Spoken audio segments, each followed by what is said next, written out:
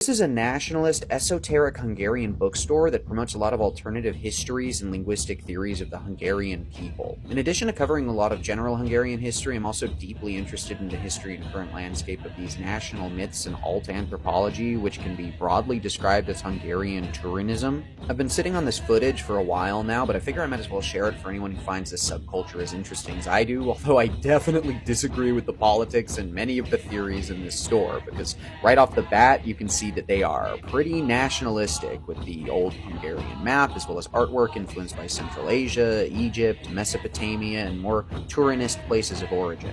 There's so much to dive into here, I can't possibly cover it all. There are books and DVDs from influential Hungarian theorists looking into connections with civilizations like Scythia and the Huns of Attila, which have been foundational theories about Hungarian origins for 1,000 years, as well as some more far-out theories that Hungarian Turanists have more recently come up with, like associations with Japan, Mongolia, the Dravidians of India, and even ancient Sumeria, which I've covered on this channel a good bit. Beyond the historical books, there's some really quirky stuff in here too. There is quite a bit of children's media, including a children's book written in the mysterious and controversial runic script, or Rovashirás, and you'll also find, in pretty cool packaging, some seeds with what are presumably, like, native Hungarian herbs.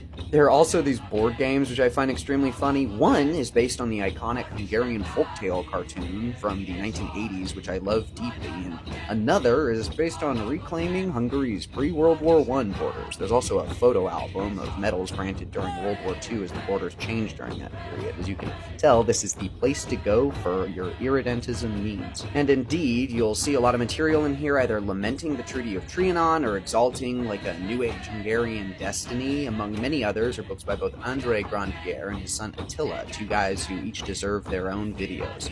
Andrei was a controversial writer and historian who posited that Hungarians were native to the Carpathian region, left, and then came back. He also worked to establish a primitive native religion.